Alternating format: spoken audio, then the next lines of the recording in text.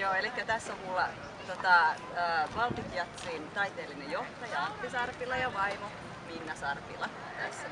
Mikä tunnelma tällä hetkellä on? No, tunnelmahan on mitä paras, kun nyt kelit saatiin vihdoinkin kesässä. Tästä hyvä. Aivan loistava. Mulla on tunnelma, mä sanoin Antille, että tunnelma on aina ihanin tässä perjantai-aamuna, kun eilinen lähtölaukaus on ohitse onnellisesti ja mennyt hyvin. Ja kaikki ihana on tässä niinku edessä. Ja ollaan nyt just tavattu ihmisiä ja harvoilla festivaaleilla toivotetaan tervetulleeksi Halaamaalla. Täällä kaikki halaa ja toivotetaan meidät tervetulleeksi. Tää on sydämellä tehty festivaali. Ihana. Mitä te odotatte eniten Baltic Jatsista tänä vuonna? No mä nyt tietysti keskityn tähän musiikkipuoleen, niin odotan hyviä soittajia. Omia soittajia vai muita? Omia ja muiden. Mikä on Minnan suosikki täällä tänä vuonna?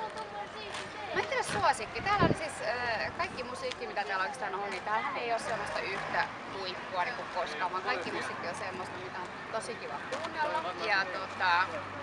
Ja menee niin kuin, siis aina on semmoinen hyvä fiilis. Jatsihan on siitä ihanaa musiikkia, kun se on hyvän tuulista musiikkia ja se mitä täältä niinku saa tästä festivaalilta aina niin sydämen täydeltä niinku iloa ja onnea ja hyvää mieltä ja täällä ihmiset on hyvällä tuulella ja ottaa toisia huomioon. Tää on niin ihana. Vuoden kohokohta.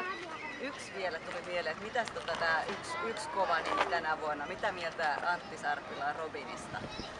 No mun mielestä tämmönen nuorisoidoli, sehän puolustaa täysin paikkansa, että saataisiin vähän nuorempaakin väkeä katsomaan tämmöistä. Ehkä ne jos erehtyvät jo vaikka jatstilaisuuteen, ei koskaan tiedä. Hyvä idea. Joo, Robinissa, sori, mä unohdin, onhan täällä suuri nimi. Ja tosi kiva, kun saadaan yhdistettyä niin kuin nuorillekin kaikkia ja saadaan niin kuin tulemaan tosiaan nuorta porukkaa tänne. Ja ollaan kuitenkin sellaisella genreellä, että kaikki tulee sujumaan varmaan hyvin ja ei tule mitään ongelmia missään. Tää on niin ihan. Robihan soittaa sitten huomenna tosiaan lauantaina. Kaikki vaan mukaan. Kyllä, ehdottomasti. Terveiset vielä yleisölle, jos haluaa. Tervetuloa Balticiin. Tervetuloa, ihana kun olette täällä. Kiitoksia.